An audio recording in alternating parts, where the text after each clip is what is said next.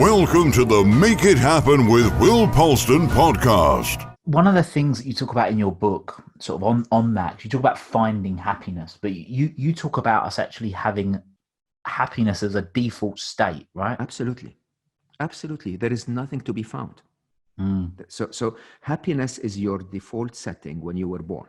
Okay. And I always joke about it, but I say it takes you 14 minutes of search on YouTube to find laughing kids to realize that every child, including yourself when you were an infant or a baby, if you were given your basic needs for survival, your default setting was happy.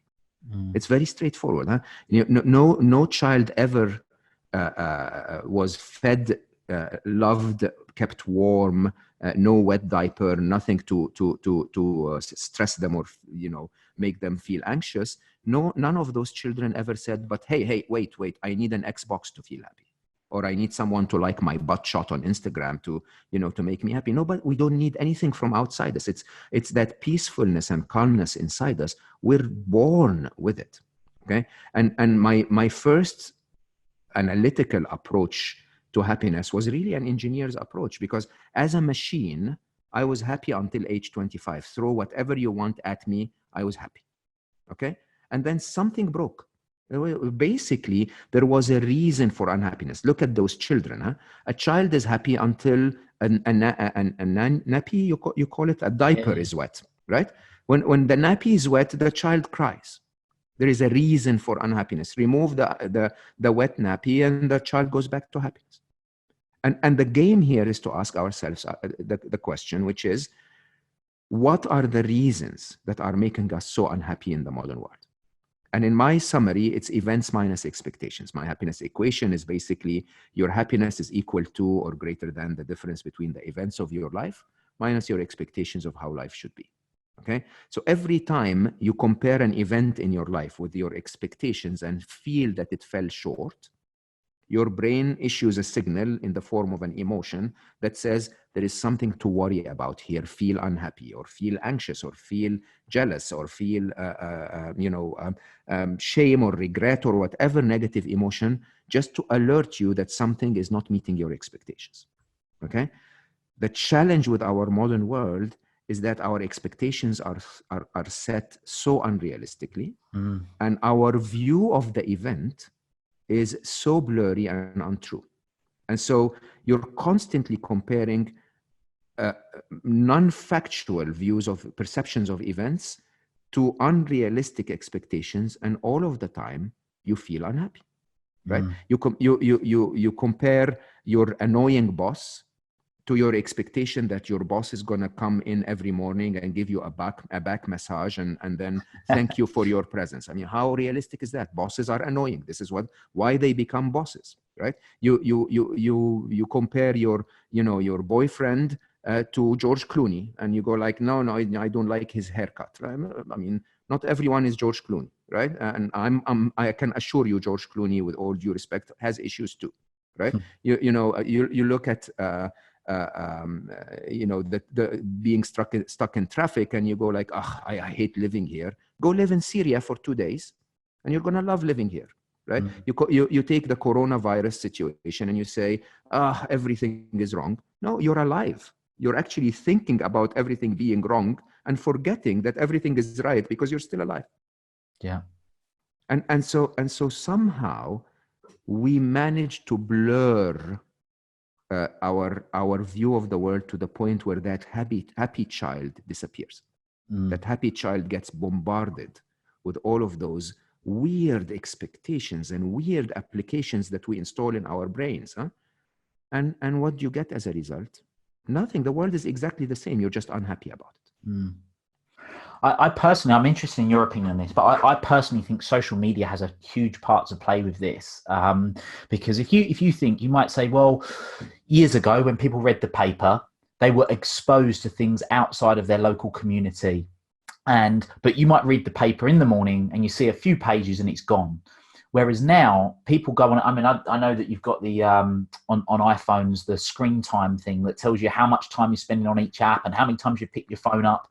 But Instagram is a prime example of people that are constantly comparing their behind the scenes to someone's front of stage. which is an absolute show anyway, or comparing their chapter 2 to someone else's chapter 20, which again a lot of the time is fake to a degree, because it's made to create likes or whatever else.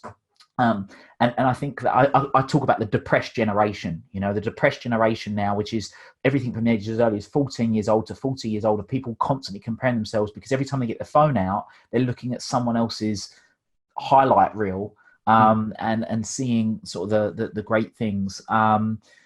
So I definitely think that's why it's maybe accelerated in the last sort of 15 years or so, but I'm interested in your opinion on that. Yeah, I spent a lifetime developing technologies, so it's something I'm very proud of, but also something I'm very cautious of. I mean, my work at Google helped spread Google to 50% of the global operations. My work at Google X helped accelerate a lot of the research in artificial intelligence, in robotics, and so on and so forth. Technology is a double-edged sword. It's just a tool, right? So you can walk at 5 kilometers an hour, or you can, drive a Bugatti at 300 miles an hour, right? The technology that's known as Bugatti just improves, enhances your ability to be mobile and move around the world, right? And every technology is a double-edged sword in that way. I mean, social media is wonderful because my wonderful daughter lives in Montreal, and I love to connect with her in so many ways that I couldn't have otherwise. Right, in the times of the lockdown of the coronavirus, our ability to stay in touch with people and have a FaceTime and a conversation is wonderful, right? Do a reasonable amount of that, and you're in great shape. Okay, do too much of that, and you're completely screwed. Okay, and I don't actually by that mean only social media. I mean all of media.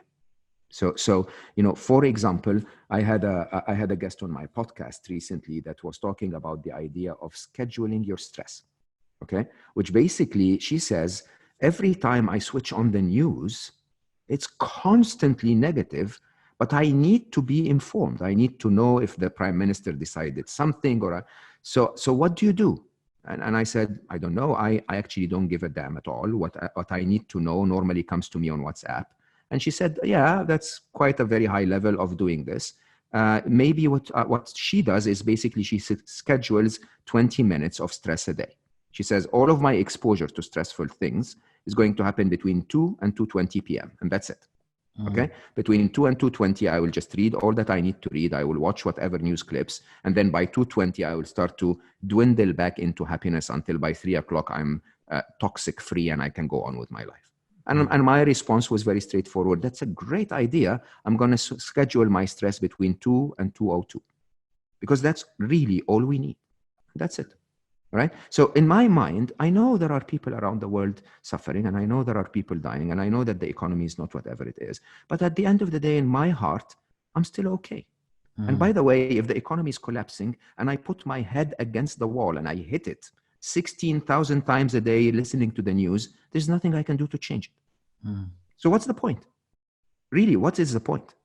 And when you start to see life that way, you start to realize the reality of what matters. Technology has gone beyond the point where it's maximizing our good abilities to the point where it's maximizing and expanding and exaggerating our bad. You can find the full episodes of the Make It Happen with Will Polston podcast here on YouTube, on iTunes, Spotify, and all other major podcast platforms.